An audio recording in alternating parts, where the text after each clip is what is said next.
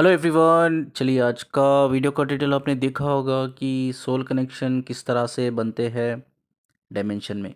ये वीडियो बनाने का एक ही पर्पज़ है कि कई सारे लोगों को अभी भी पता नहीं ट्विन फ्लेम्स किस तरह से कनेक्ट होते हैं। बहुत से लोग कहते हैं वो हमारा कहीं सारा उनसे पास्ट लाइफ होता है, तो इसीलिए हम कनेक्ट होते हैं। कई सारे लोग कहते हैं कि जब गॉड सोल को क्रिएट करता है, यूनिवर्स सोल को क्रिएट करता है, तो तब वो आधे आधे हिस्से में क्रिएट करता है। यानी कि वो सोल को डिवाइड कर देता है, एक सोल बना के दो पार्ट में डिवाइड कर देता है। कई लोग कहते हैं कि यूनिवर्स जब सोल को बनाता है, क्रिएट करता है, तभी वो डिसाइड कर लेता है कि ये दोनों एक दूसरे के साथ हमेशा कनेक्टेड रहेंगे करके। इस तरह से भी लोग बोलते हैं। तो इसमें सच्चाई क्या है? ऐसे तो आप देखा जाए तो ट्विन फ्लेम एक हाईलाइट हो रहा है, बहुत जगह हाईलाइट हो रहा है। अब ट्विन फ्लेम एक बहुत कॉन्सेप्ट नहीं है। पहले कॉन्सेप्ट था twin flame, it's not a concept no. अब ये लोगों की एक रियलिटी बन गया है, लोगों का एक लाइफ पर्पस बन गया है, लोगों का एक जीने का सहारा बन गया है। ट्विन फ्लेम बोल दिया किसी ने, ट्विन फ्लेम नहीं है तो जीने का सहारा ख़त्म हो गया, अब कुछ बचा ही नहीं है। तो इतना बहुत डीप लेवल पे ये इफ़ेक्ट कर रहा है लोगों की दिमाग पे, ठीक है, लोगों की ज़िंदगी में ये ट्विन फ्लेम इफ़ेक्ट कर रहा है। तो हमें सच्चाई समझना बहुत ज़रूरी है, ठीक है। क्या ये सच्चाई कौन बता सकता है? देखो, ये सच्चाई एक ही इंसान बता सकता है, ये जिसका थर्ड आई चक्रा ओपन है, ठीक है, वही बता सकते हैं। इसके अलावा तो सब एक नॉलेज है और कुछ नहीं, विजडम तो नहीं है, सब एक नॉलेज है। आज हम इस वीडियो में जानने की कोशिश करेंगे ट्विन फ्लेम एक्चुअली क्रिएट कैसा होता है, ठीक है, ये जानने की कोशिश करेंगे। और दो तीन पोस्ट मैंने ही लिखे हैं, उनके पोस्ट की को भी मैं समझाना चाहता हूँ। कई लोगों ने बोला है पोस्ट तो हम पढ़ लिया है, लेकिन आप थोड़ा समझाइए वो पोस्ट का मतलब क्या है करके। वो पोस्ट के बारे में समझाऊंगा, ठीक है। उसके बाद हम ये जानने की कोशिश करेंगे ट्विन फ्लेम किस तरह से क्रिएट होते हैं। चलिए, आप स्क्रीन पे एक पोस्ट देख रहे होंगे, उस पोस्ट के बारे में हम बात करते हैं। कई लोगों ने बोला कि पोस्ट बड़ा इंटरेस्टिंग है और आप प्लीज़ इसको समझाइए करके, ठीक है। मैं पहले इसको पढ़ता हूँ, बाद में इसको समझाता हूँ, ठीक है। पहले मैंने ये लिखा है question, how do ancestor karma connect to the new generation, यानी कि जो हमारे बच्चे होते हैं उनसे कैसा कनेक्ट होता है। और मैंने लिखा है इधर, कर्मा हैज़ टू पे in the form of trauma, ठीक है। जो कर्मा होता है हमें किस तरह से पे करते हैं, in the form of traumas, ठीक है। चाहे कोई भी ट्रॉमा हो, ट्रॉमास कई तरीके के होते हैं, जैसा आपका चाइल्डहुड ट्रॉमा हो गया, आपका सोशल ट्रॉमा, रिलेशनशिप ट्रॉमा हो गया, आपका इमोशनल ट्रॉमा हो गया, ठीक है। या आप कोई बीमारी से गुजर रहे हो, चाहे फिजिकल लेवल पे, इमोशनल लेवल पे, साइकोलॉजिकल लेवल पे, वो भी हो सकता है, डिसऑर्डर लेवल पे। उसके बाद मैंने लिखा है कि traumas that are stored in your genes from ये father blood line. Father blood line का मतलब क्या है? आपकी फादर की फैमिली से, ठीक है। फादर की फैमिली मतलब आपके डैड तरफ से, ठीक है। इसे पैटर्नल, इसे not a maternal, paternal. Paternal का मतलब आपके फादर के फादर, ठीक है, आपके फादर के फादर के फादर। जैसा आपके जो डैड हो गए, आपके जो दादा हो गए, आपके जो परदादा हो गए, ऐस इस तरह से इस लाइन में, ठीक है। तो इस तरह से फादर ब्लड लाइन से ये यूजुअली आता है। चलिए, और एक क्वेश्चन मुझे किसी ने व्हाट्सएप पे पूछा था, क्या मदर ब्लड लाइन से भी हो सकता है या सिर्फ फादर ब्लड लाइन से होता है? यस, ये मदर ब्लड लाइन से भी हो सकता है, बिकॉज जो डीएनए होता है ना, हमारा जो डीएनए होता है वो हमारे माँ बाप से कनेक्ट होता है, माँ से भी और बाप से भी। तो मदर ब्लड लाइन से भी हो सकता है आपका Karma, father blood line and mother blood line से भी हो सकता है। मदर ब्लड लाइन मतलब उन मदर मदर की तरफ से, ठीक है, उनके डैड, आपके मम्मी के डैड, आपके मम्मी के डैड, उनके डैड के डैड, लेकिन आपके नाना, ठीक है, इस तरह से जो आपके नाना होते हैं, तो नाना के फादर या उनके फादर, इस तरह से मदर ब्लड लाइन ऐसा आता है, ठीक है।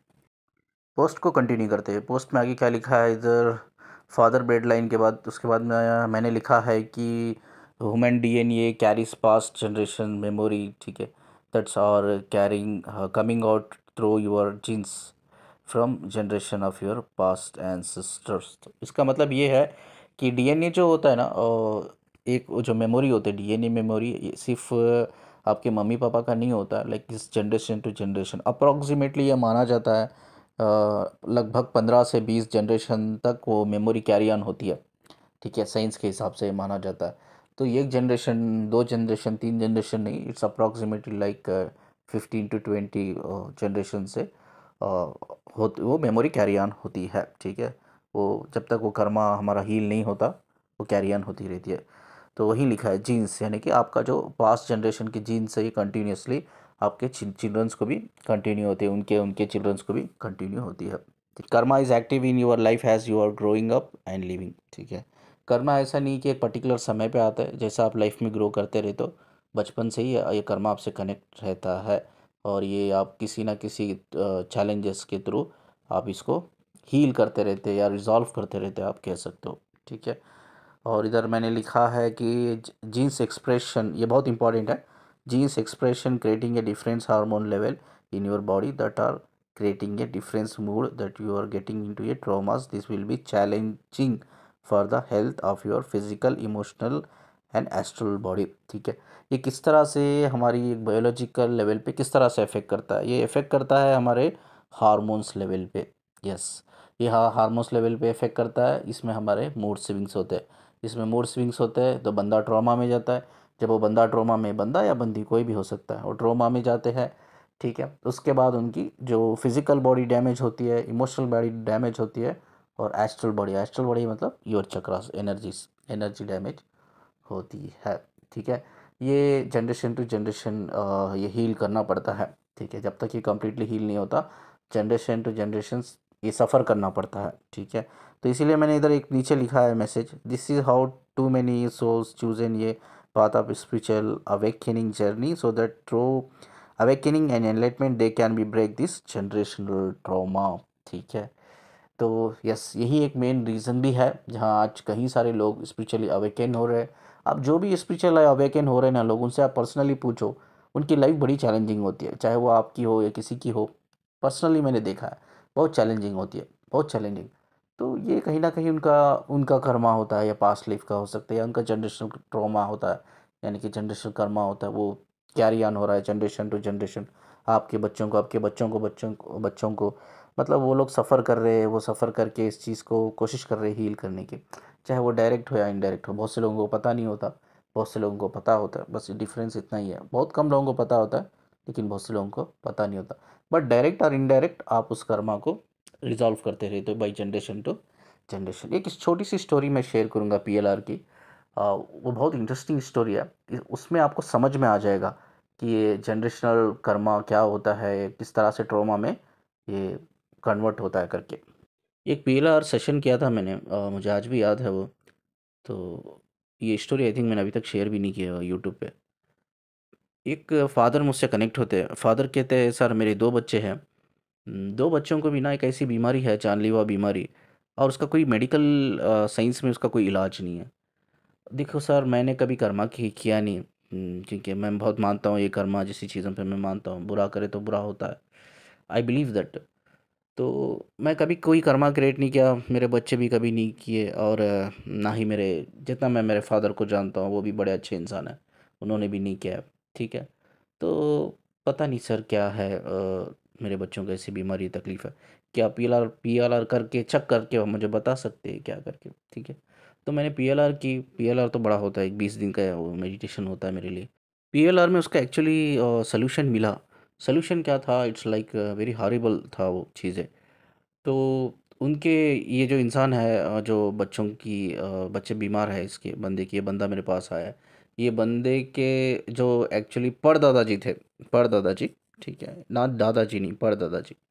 ठीक है, उन्होंने एक एक गुनाह किया था। गुनाह क्या था, बहुत पुरानी बात है वो। उस पहले क्या हुआ था, ये बहुत ज़मींदार लोग थे, ये ज़मींदार लोग थे, और इनकी ज़मीन पे एक बच्चा काम करता था, बच्चा मतलब लाइक यंग, एक 15-16 साल का आई थिंक, लड़का, लड़का बोल सकते हैं। एक लड़का उनकी ज़मीन पे काम करता था, एज ए मज़दूर था। ठीक है, मज़दूर था वो, और दलित फैमिली से बिलोंग करता था। ठीक है, तो इनके परदादा जी ने और उनके दोस्तों ने मिलकर उसको मार दिया था। मारा था किस बात के लिए, कुछ बस ईगोइस्टिक, और कुछ नहीं, कुछ कुछ उसमें वो बच्चे में इनमें कुछ बहस हो गई थी। ठीक है, और बहस की वजह से वो दुश्मनी थी, वो दुश्मनी से मार दिया था। अब वो जो बच्चा था, यानी कि वो लड़का जो था, उसकी पेरेंट्स को एक ही बेटा था, एक ही बेटा, और कोई बेटा बेटी दूसरे कोई नहीं, एक ही बेटा था। तो जब पता चला कि आज ज़मींदारों ने उस बच्चे को मार दिया है, दलित का बच्चा था तो मार दिया है ज़मींदारों, ज़मीन वही जो ज़मींदारों ने। ठीक है, तो उसकी जो माँ थी, वो बच्चे की माँ थी, उसके डेड बॉडी पे ना, वो बच्चा की डेड बॉडी उसके पीएलआर में नज़र आ रहा है कि उसने क्या किया, वो माँ ने वो डेड बॉडी को अपने गोद में सुलाया है बच्चे की, और वो बदवा दे रही है। ठीक है, वो बदवा दे रही है कुछ। वो बदवा एक्चुअली कहाँ आई है, इनके जनरेशन टू जनरेशन हुआ है। अब वो बदवा जो है इनके बच्चों को लगी है। तो आप मुझे क्वेश्चन पूछ सकते हैं, सर इनके परदादा जी ने किया है तो इनके दादाजी को लग सकती थी, इनको लग सकती थी, इनको भी नहीं लगी वो बदवा, और दादाजी को भी नहीं लगी, इनके बच्चों को क्यों लगी? ठीक है, ये इसलिए बच्चों को लगी बदवा। ठीक है, रीज़न क्या था, वो यूनिवर्स उसके लिए एक डिवाइन टाइमिंग प्रिपेयर कर रहा था। ठीक है, अब आप मुझे एक क्वेश्चन भी पूछ सकते हैं, ये बच्चों की क्या गलती है? मतलब इनके फादर के परदादा ने वो गुनाह किया था, ये बच्चों की क्या गलती है? बच्चों की कोई गलती नहीं है। ये बच्चों की जो सोल है ना, जो बदवा लगी है, जो जनरेशनल ट्रॉमा कर्मा लगा है इनके फैमिली पे, तो ये खुद इनकी जो सोल है, सोल फैमिली से बिलोंग करती है। बच्चों की जो सोल है, सोल फैमिली से बिलोंग करती है। वो सोल खुद ऐसी बॉडी को चूज़ किया है, जो बीमार बॉडी को, जिसका मेडिकल से इसमें कोई इलाज नहीं है, सोल ने चूज़ किया है। क्यों? इस कर्मा को, ये जनरेशनल कर्मा को हील करने के लिए। ठीक है, तो इनको मैंने बोला कि आपको कोई आइडिया है क्या, ऐसा है बहुत पहले आपके परदादा जी ने ऐसा कुछ किया होगा करके ना? तो इन्होंने बोला कि नहीं सर, मुझे तो I don't know anything about this करके बोला। तो मैंने बोला आपके फादर से पूछिए, आपके परदादी जी ने कभी ऐसा किया हो। ठीक है, तो इन्होंने जाके इनके फादर से पूछा।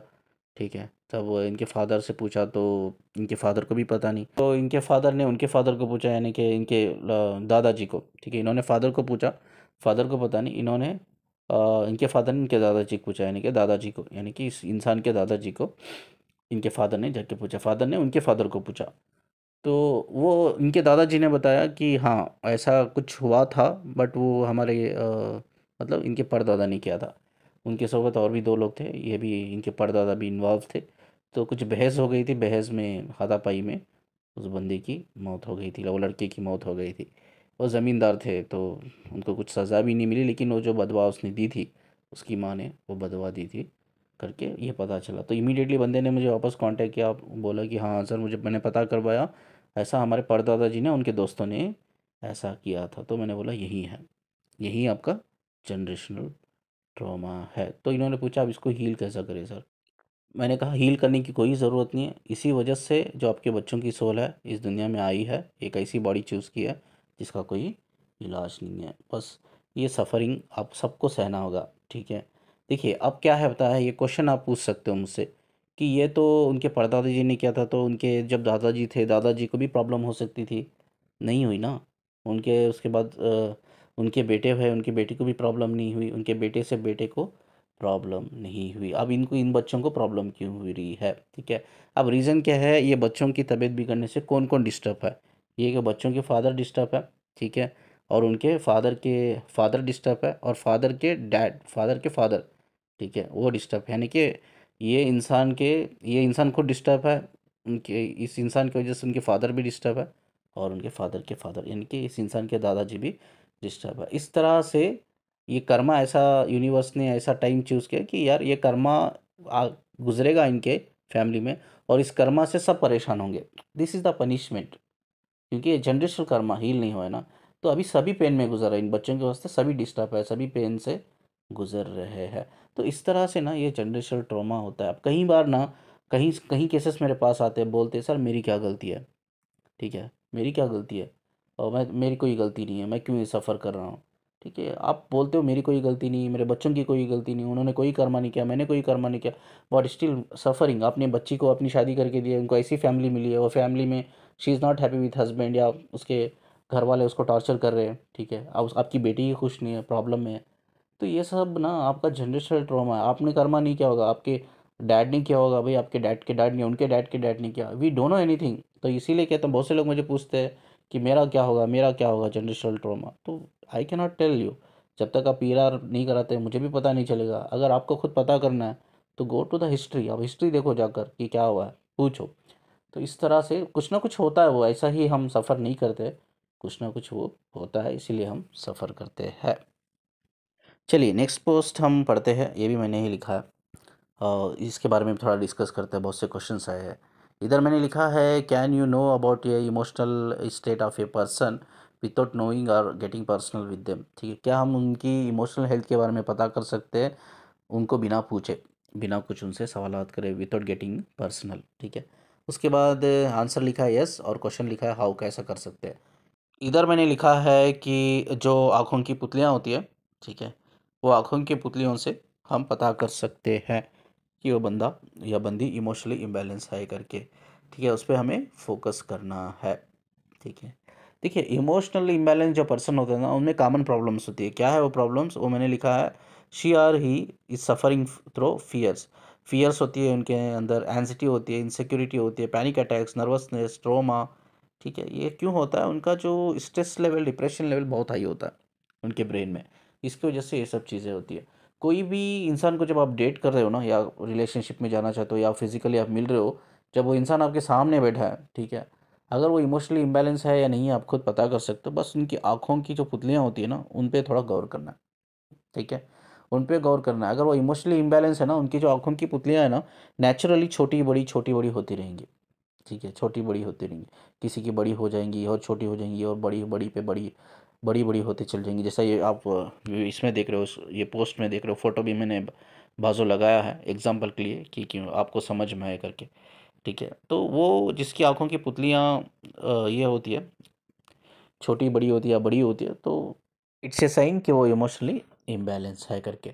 जैसा मैं एनर्जी रीड करता हूँ, कई लोग मुझे पिक्चर शेयर करते हैं, तो उसमें भी मुझे पता चल जाता है कि भाई इनकी आंखों की पुतलियाँ देखकर पता चलता है कि ये इमोशनली इम्बैलेंस है या नहीं है करके। अब बहुत से लोग मुझे क्वेश्चन पूछ सकते हैं आंखों फोटो में कैसा पता चलता है। देखिए मैं एक चीज़ आपको बताऊंगा, कुछ लोग बोलेंगे कि मैं चाहे तो ये बोल सकता हूँ कि यार ये गॉड गिफ्ट है मुझे पता चलता है, या मेरा थर्ड आई चक्र ओपन है इसलिए मुझे पता चलता है। मैं कहूँगा ये दोनों में नहीं है। ये इसलिए मुझे पता चलता है क्योंकि मेरे अंदर गॉड गिफ्ट है, ऐसा भी नहीं है। मेरा थर्ड आई चक्र ओपन है, ऐसा भी बिल्कुल नहीं है। ठीक है, बट क्या होता है, ये दुनिया में ऐसे बहुत बहुत कम लोग हैं जो हमारी ये लेंस है ना आंखों की, ये लेंस जो रियलिटी है इस दुनिया में, जो रियलिटी है, जो चीज़ हम देख सकते हैं, ये लेंस में इतना ही पावर ऊपर वाले ने दिया है। आउट ऑफ 100 सिर्फ 1% हम चीज़ें देखते हैं जो रियल है। ठीक है, जो रियल है, बाकी का पूरा इल्यूशन है। 99% चीज़ें इल्यूशन है, और बाकी का जो हम देखते हैं, रियलिटी जो देखते हैं ना, वो 1% है। हमारी आंखों में जो दिखता है हमें लगता है रियल है, वो 99% इल्यूशन है। ठीक है, इस दुनिया में ऐसे बहुत कम लोग हैं जो 1% से भी ज़्यादा चीज़ों को रियलिटी वे में देखते हैं। ठीक है, मतलब behind the scene, behind the scene क्या हो रहा है वो देख सकते हैं। अब जैसा मैंने PLR में किया, मेडिटेशन किया, तो मैंने क्लियरली बोला कि उनके परदादा ने ऐसा कुछ किया है लड़की के साथ, ऐसा हाथापाई हुई, तो उसमें लड़का की जान गई है और उसकी मम्मी ने उसको बदवा दिया। तो this is the behind the scene. Even उसको भी पता नहीं था, वो बंदे को, वो बंदे के पिताजी को भी पता नहीं था। ठीक है, उन्होंने उनके दादाजी को पूछ के बोला, बंदे के दादाजी को पूछ के बोला कि ऐसा है करके। ये बिहाइंड द सीन। ठीक है, ये बहुत रेयर रेयर पर्सन्स होते हैं कि वो चीज़ें उनको दिखती है। आई थिंक ये मैंने ये एबिलिटी कब से मैंने ग्रो की, ये कब से डेवलप की, मैं आपको बताता हूँ। मुझे आज भी याद है, आई थिंक मैं 5th या 6th क्लास में था, तब मुझे पता चला इसके बारे में कि मैं बिहाइंड द सीन देख सकता हूँ चीज़ें करके। यानी कि ये कोई ऐसा नहीं है कि मिरेकल है या गॉड गिफ्ट है, ऐसा नहीं है। कि कम ऐसे दुनिया में मेरे जैसे लोग हैं, कहीं कम लोग हैं जो बिहाइंड द सीन देख सकते हैं, यानी कि 1% से भी ज़्यादा चीज़ों को वो देख सकते हैं। इनका इमेजिनेशन लेवल, उनका विजुअलाइजेशन लेवल बहुत हाई होता है। ठीक है, बहुत कम लोग हैं। ठीक है, लेकिन अब जो नॉर्मल लोग हैं वो सिर्फ 1% ही, जो लेंस हमें ऊपर वाले ने बनाया है वो सिर्फ 1% ही देख सकते हैं। बट है कुछ लोग हैं दुनिया में जो अवेकन है, जिनका थर्ड आई चक्र ओपन है, एनलाइटेड है, वो लोग भी देख सकते हैं।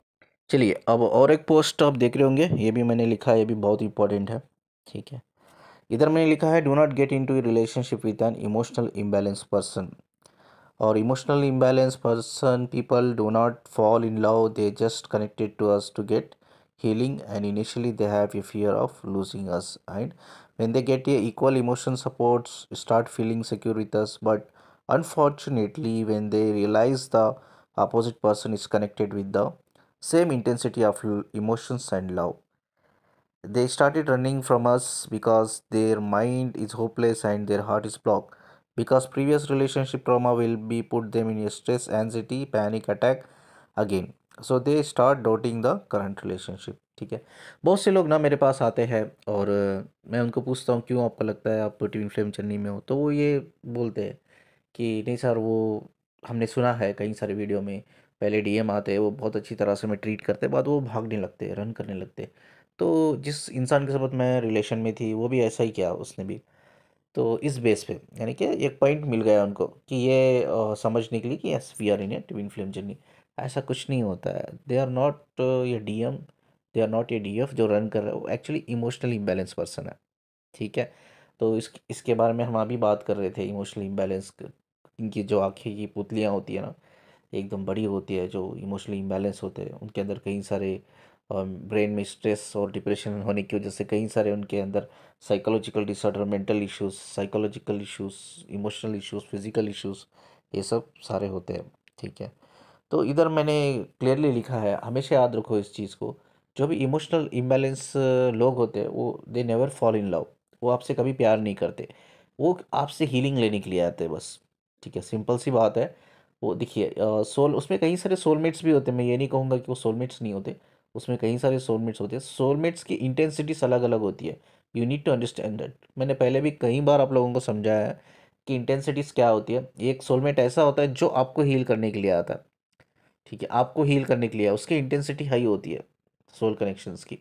ठीक है, एक बंदा या बंदी ऐसी आपके लाइफ में आता है या आती है जो आपको हीलिंग देना है, उसे वो हीलिंग लेने के लिए आपसे आता है या आती है, उसकी इंटेंसिटी लो होती है, डिफरेंट होती है। मैं एक विजडम देता हूँ, वैसे इंसान को कैसा हमें समझना है, एक उनका एक बिहेवियर पैटर्न होता है।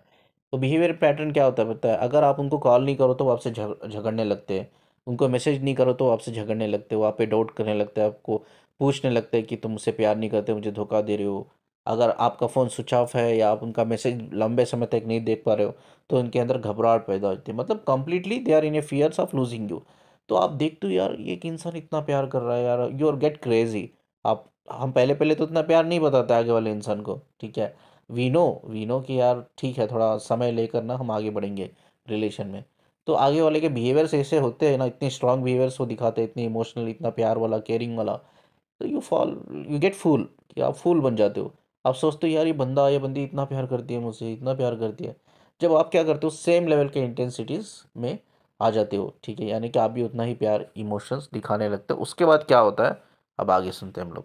तो उस इंसान के साथ जो आपसे हीलिंग लेने के लिए आया है या आई है, उसके साथ आप कोई रिलेशन में नहीं जा सकते, आपसे लॉन्ग लास्टिंग कनेक्ट नहीं रह सकते। ठीक है, वो हीलिंग के लिए आते हैं, वो हीलिंग लेके भाग जाते हैं। इसमें कई सारे लोग भी होते हैं जिनसे आपका कोई सोल कनेक्शन नहीं होता, बट वो इमोशनली इम्बैलेंस होते हैं, वो आपके इमोशनल सपोर्ट की वजह से हील करते रहते हैं। ठीक है, तो वो हीलिंग की वजह से वो कनेक्ट होते हैं। तो इनमें एक वीकनेस क्या होती है, इनके ऑलरेडी प्रीवियस रिलेशनशिप्स रहते हैं। ठीक है, ऑलरेडी प्रीवियस रिलेशनशिप रहता है, इनका ट्रॉमा होता है प्रीवियस रिलेशनशिप से, इनका ट्रॉमा होता है। अगर बहुत लोगों का प्रीवियस रिलेशनशिप नहीं होता लेकिन फिर भी उनका ट्रॉमा होता है। ट्रॉमा मतलब कोई डिफरेंट लेवल पे, ऐसा नहीं कि कोई रिलेशनशिप ट्रॉमा, इमोशनल ट्रॉमा भी इनका होता है, चाइल्डहुड ट्रॉमा भी होता है, सोशल ट्रॉमा भी होता है। तो कुछ लोग, ज़्यादातर लोग जो इमोशनली इम्बैलेंस होते हैं ना, उनके प्रीवियस रिलेशनशिप होते हैं जो फेल्ड होते हैं, और उसका वो प्रीवियस रिलेशनशिप से वो ट्रॉमा वो कैरी ऑन करते हैं करंट रिलेशनशिप में। ठीक है, कुछ लोग होते हैं जिनके कोई प्रीवियस रिलेशनशिप नहीं होता लेकिन बचपन से ही उनको एक कुछ ना कुछ प्रॉब्लम, डिसऑर्डर होता ही है। ठीक है, वैसे लोग कनेक्ट करते हैं ना, जब आप दिखाने लगते हो same intensity of love emotions, जब वो आगे वाले पर्सन को दिखाने लगते हो ना, उनको डर लगता है। ठीक है, क्या डर लगता है, यार पहले मेरी रिलेशनशिप में ऐसा ही हुआ था और आखिर में जाकर वो बंदा भाग गया, कहीं ऐसा ना हो कि ये बंदा भी मुझसे वही इंटेंसिटी ऑफ लव इमोशन दिखा रहा है, ये भी मुझे छोड़ के ना भाग जाए। वो फियर, एक डाउटिंग आ जाती है, वो लोग रन करने लगते हैं। ठीक है, तो हमेशा याद रखो, जब आपको पता चलता है ये आगे वाला इंसान इमोशनली इम्बैलेंस है, तो वो आपका लॉन्ग लास्टिंग साथ नहीं दे सकता, आप उसके साथ रिलेशनशिप में नहीं जाना चाहिए। ठीक है, go with the relationship with only the person जिसकी मेंटली जो बंदा स्ट्रांग है, मेंटली जो फेमिनाइन स्ट्रांग है, मैस्कुलिन स्ट्रांग है। ठीक है, उनके समझ जो इमोशनली बहुत बैलेंस है। ठीक है, वो आपका साथ दे सकते हैं, वो स्टेबल रह सकते हैं। ठीक है, हर आपकी लाइफ में स्टेबल रह सकते हैं, उनके अंदर बहुत सारे पेशेंस होते हैं, आपके डिसीजंस को रेस्पेक्ट करेंगे। ठीक है, एकदम ब्रेकअप नहीं कर लेंगे आपसे। ठीक है, तो हमेशा जिनकी मेंटालिटी बहुत स्ट्रांग होती है वैसे बंदे या बंदी से आप कनेक्ट होना, वो आपका साथ दे सकते हैं। But they are mentally weak people, emotionally जो इम्बैलेंस होते हैं ना, मेंटली सिक, उनको दूसरे मैं नाम दूं तो दे आर मेंटली सिक। ठीक है, मेंटली सिक इंसान आपको वो साथ नहीं दे सकता, अंडरस्टैंड दिस, ठीक है।